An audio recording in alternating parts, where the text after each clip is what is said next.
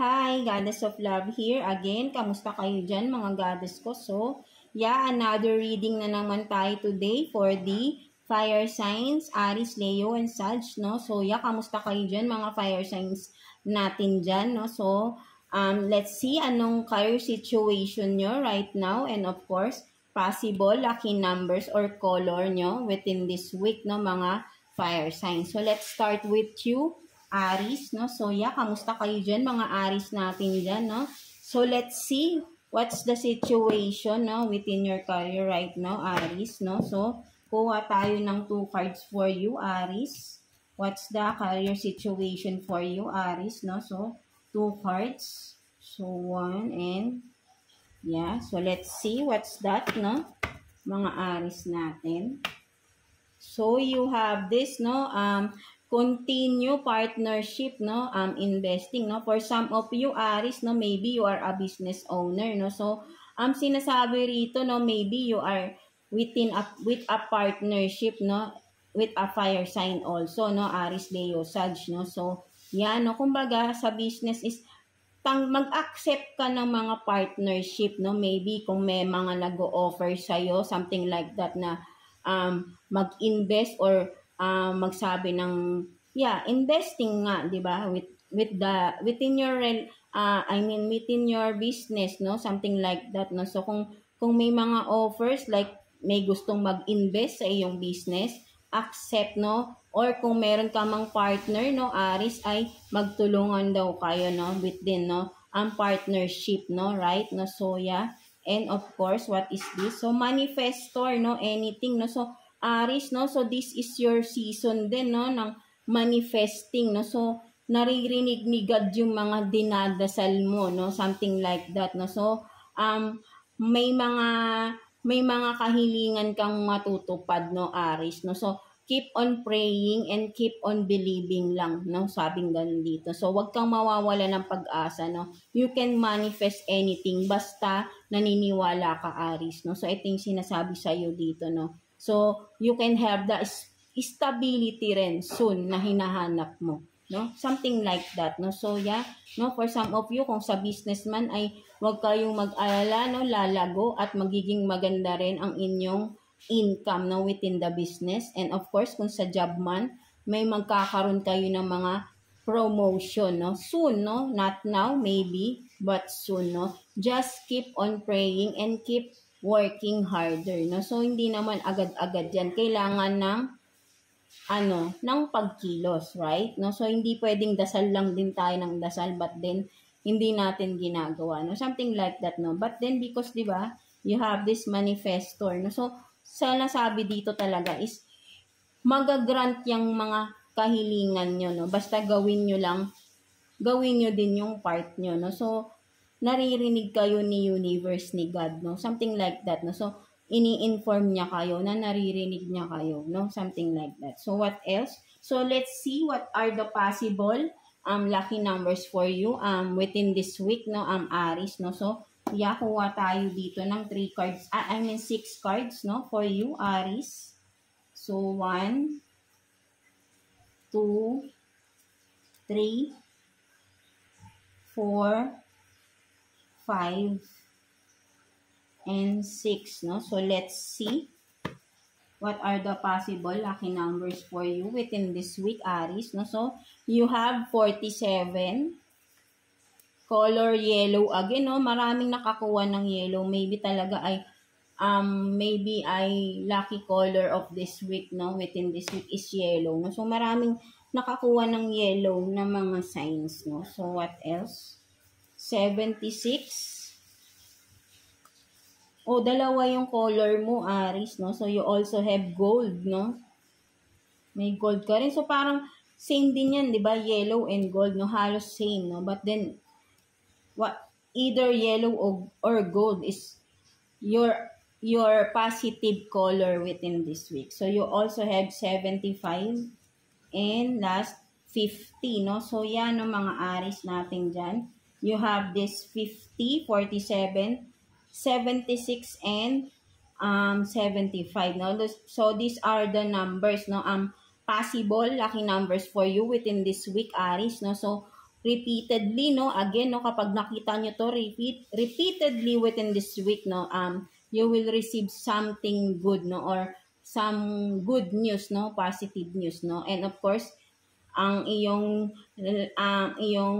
lucky color for this week is yellow and gold, no, so wear something gold or something yellow, no, something like that to attract positivity within this week, no, so kung nasa business man yan, basta you can wear any gold or yellow, no, so para mas ma-attract mo yung finances mo, no, stability, no, something like that, and also believe the positivity, right, no, so yeah, that's it for you, Aries, no, so I hope naka-resonate kayo sa reading niyo today, no, so yeah, God bless you all and thank you.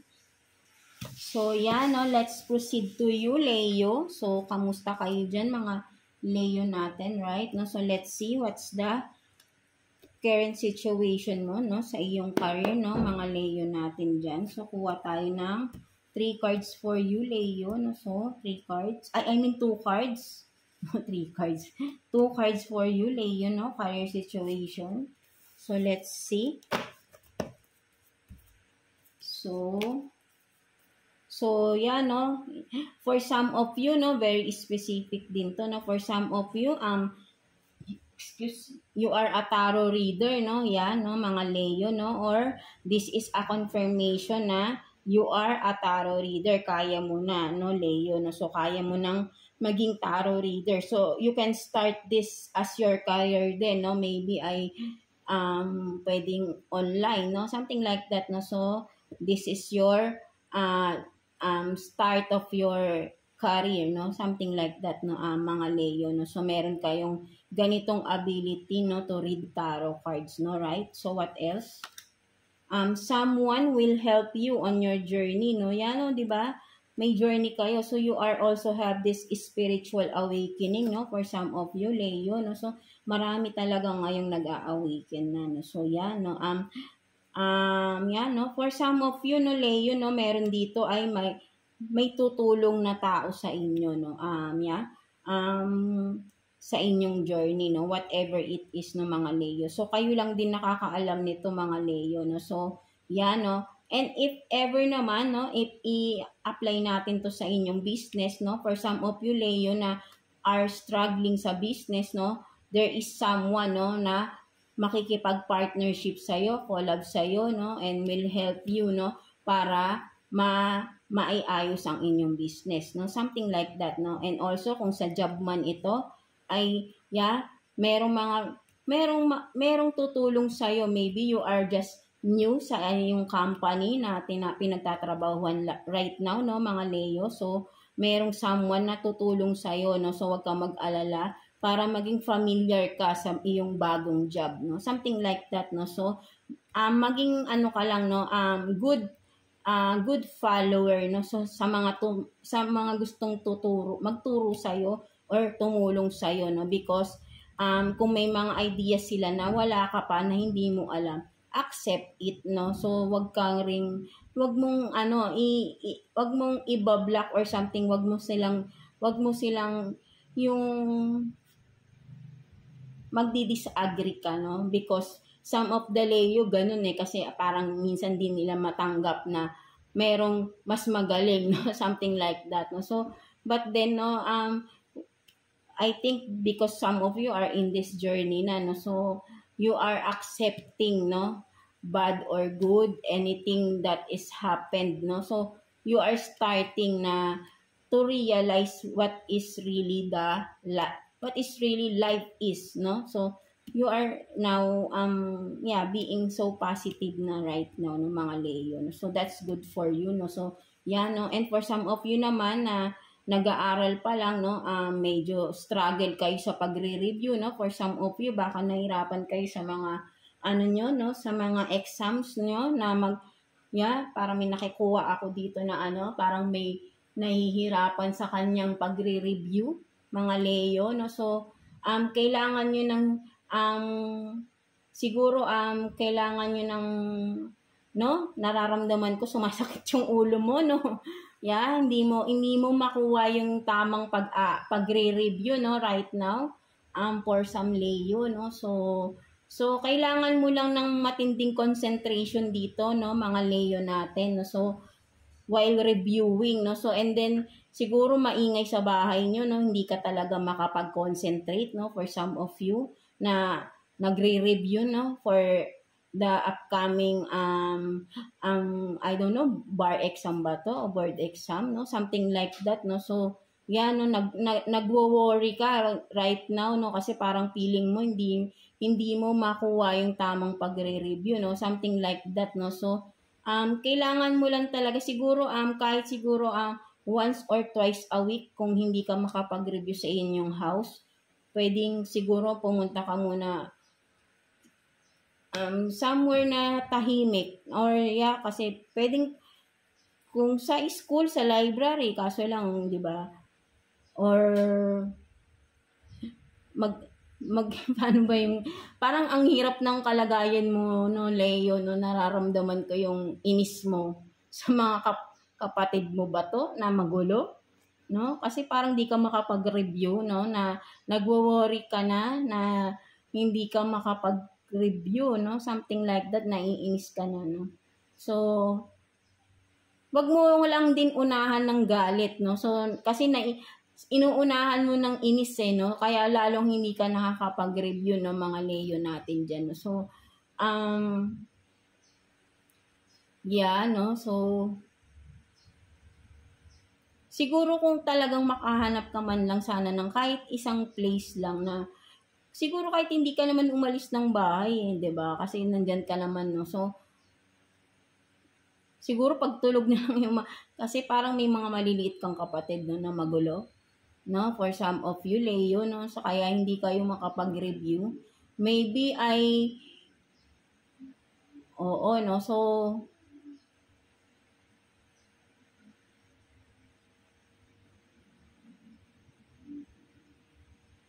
no, wala ka tayo kasing magagawa kasi mga bata pa talaga yung mga kapatid mo, no, Leo, no.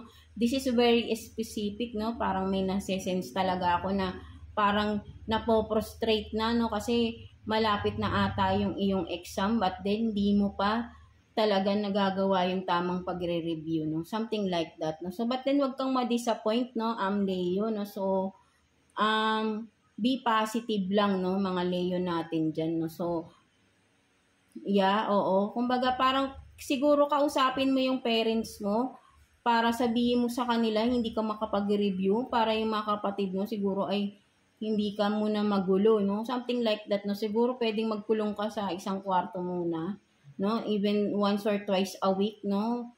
Before your exam, no?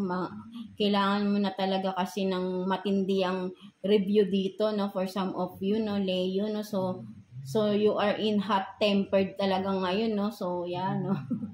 No, sorry, hindi ako, naano lang ako kasi hindi natin masisisi mga bata yung mga kapatid mo, no? So, makukulit talaga sila, no, Leo, no? So, So, ayun yung parang may naano talaga ako dito na hindi siya makapag-review, no? So, this is very specific, no, for some of you Leo, no. So no, so that's it, no. So kailangan lang matinding pasensya rito, no, Leo, no. So eventually, no, malalagpasan mo rin yan, no. So but then wag kang madi-disappoint, no. So sabing ganun, no. So parang wag kang madi-disappoint, no. Parang may naririnig akong wag kang madi-disappoint, no, something like that, Leo, no. So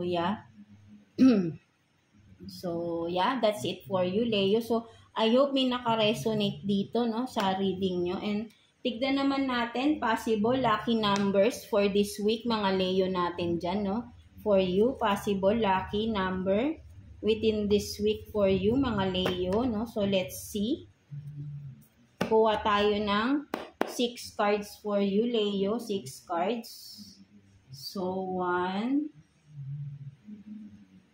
2, 3, 4, 5, and 6. So, let's see.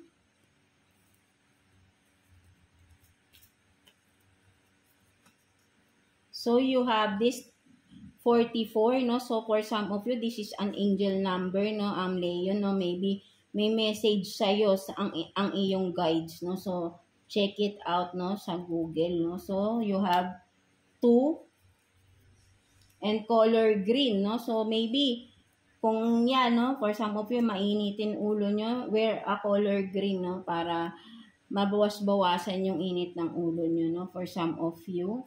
And, you have 73, 53, and number 10, no? So, yan, no, that's your possible lucky numbers within this week, no, mga Leo. Again, 10, 44, 2, 73, 53, no?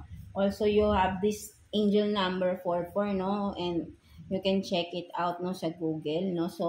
So yeah, no, if you see these numbers, no, repeatedly within this week, no, you will receive some good news, no, or positive news, no, something else, something na ganun, no.